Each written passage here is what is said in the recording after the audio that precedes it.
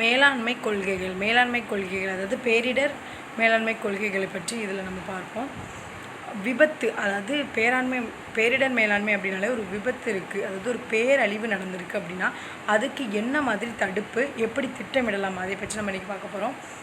முதல்ல விபத்தின் வகைகள் என்னெல்லாம் அப்படின்னு பார்த்தோம்னா, இயற்கையாலேயும் அழிவு இருக்கும், மனிதனாலேயும் அழிவுகள் உண்டாகும் அப்படின்னு சொல்லி 2 இதை பார்க்குறோம். அதுக்கப்புறம் தடுத்தல் அப்படின்னு பார்த்தோன்னா, ஃபஸ்ட்டு அதில் முதன்மையாக இருக்கிறது என்னதுன்னா, அது வர்றதுக்கு முன்னாடி எப்படி தடுக்கலாம் அப்படிங்கிறத பார்க்குறது. அதுக்கப்புறம் தயாராக இருப்பது, ஒரு வேளை வந்துருச்சு அப்படின்னா இப்போ உணவுக்கோ இல்லை உதவிக்கோ என்னென்ன மாதிரிலாம் தயார் நிலையில் நம்ம இருக்கணும், ஃபஸ்ட் முன்னெச்சரிக்கையாக இருக்கணும் அப்படின்னு சொல்லி பார்க்குறது.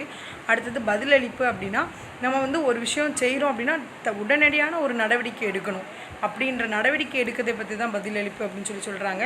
மீட்பு, ஒரு விஷயத்தில் அவங்க கஷ்டப்பட்டுட்டாங்கன்னா அதுலேருந்து அவங்கள மீட்டெடுத்து கொண்டு வர்றதுக்கு என்ன வழிமுறைகள் பார்க்கணும் அப்படின்னு சொல்லி பார்க்குறது.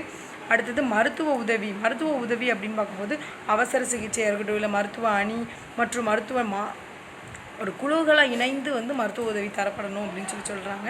அப்புறம் மீளமைப்பு அப்படின்னா என்ன அப்படின்னா, அவங்கள்ட்ட அந்த மொத்த இதிலிருந்தும் சாதாரண நிலைமைக்கு, அதாவது ஒரு அழிவை சந்திச்சாங்க அப்படின்னா அது பெரிய இதில் இருக்கும், அப்போ அதுலேருந்து மீட்டு அவங்கள ஒரு நல்ல நிலைமைக்கு கொண்டு வர அளவுக்கு நம்ம மாற்றணும். அதுக்கப்புறம் மறுசீரமைப்பு, அதாவது அவங்கள பழைய வாழ்க்கை நிலைக்கு கொண்டு வரணும், சமுதாயத்தில் அவங்களோட வாழ்வாதாரத்தை மீட்டெடுத்து கொடுக்கணும் அப்படின்னு சொல்லியிருக்காங்க. அடுத்தது திட்டமிடுதல், அதாவது ஒரு விஷயம் இப்படி தான் நடக்கணும், இந்த விஷயம் இப்போ ஒரு பேரழிவு நடந்திருக்குன்னா உடனடியாக என்ன நடவடிக்கை எடுக்கணும், இன்னும் கொஞ்ச நாளில் என்ன நடவடிக்கை எடுக்கணும் அப்படிங்கிறது திட்டமிடல் கரெக்டாக இருக்கணும். அதுக்கப்புறம் தகவல் பரிமாற்றம், உடனே தகவல்களை ஒரு பக்கமிருந்து இன்னொரு பக்கம் என்ன பண்ணணும், நம்ம பரிமாறிக்கொண்டுகிட்டே இருக்கணும். அப்புறம் பாதுகாப்பு நடவடிக்கைகள் அப்படின்னா, ஒரு பாதுகாப்பான கட்டிடங்களையோ பாதுகாப்பான கையேடுகளையோ என்ன செய்யணும் அப்படின்னா நம்ம எடுக்கணும். தன்னார்வ குழுக்கள், வாலண்டியர்ஸ் அப்படிங்கிற ஒரு குழு அவங்களாவே வாலண்டியர் பண்ணி ஒரு குழு வருவாங்க, அவங்கள அமைச்சு வச்சுருக்கணும். அதுக்கப்புறம் இதுக்கு தேசிய பேரழிவு மேலாண்மை ஆணையம் அப்படின்னு ஒரு ஆணையம் பிறப்பிக்கப்பட்டிருக்கு 2005. அதை NDMA அப்படின்னு சொல்லி ஷார்ட்டாக சொல்கிறாங்க.